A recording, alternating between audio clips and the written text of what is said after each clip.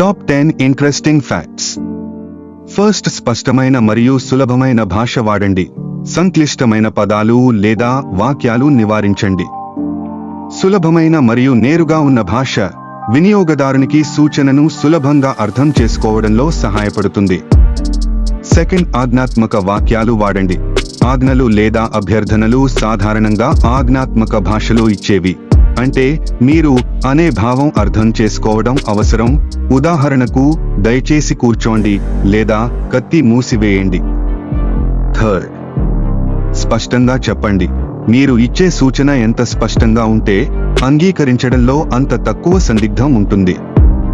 ఉదాహరణకు, రిపోర్టును చదవండి అని చెప్పడం కాకుండా రిపోర్టు యొక్క మొదటి 3 విభాగాలను చదవండి అని చెప్పండి.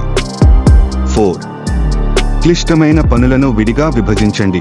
క్లిష్టమైన పనులకు సూచనలు ఇచ్చేటప్పుడు వాటిని చిన్న, నిర్వహించదగిన దశలుగా విభజించండి.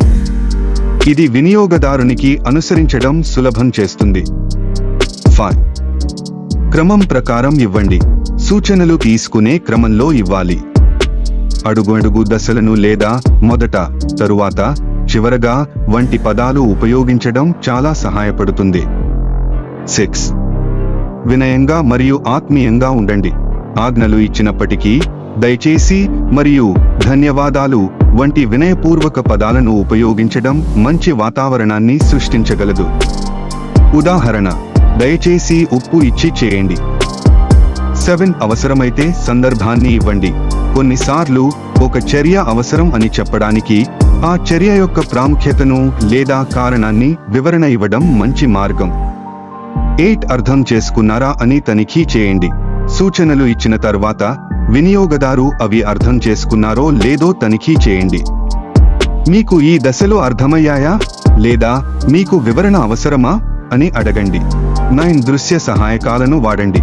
క్లిష్టమైన పనులను వివరిస్తున్నప్పుడు దశలను పటాల, ఆఫీసు లేదా చూపుల ద్వారా సజీవంగా వివరణ ఇవ్వడం సమర్థవంతంగా ఉంటుంది. 10, ఘనతతో సహాయం ఇవ్వండి.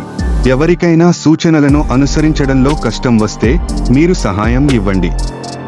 ఉదాహరణ లేదా మరో రీతిలో చెప్పడం ఒక పెద్ద మార్పు కలిగిస్తుంది. Thank for watching. Have a good day friends.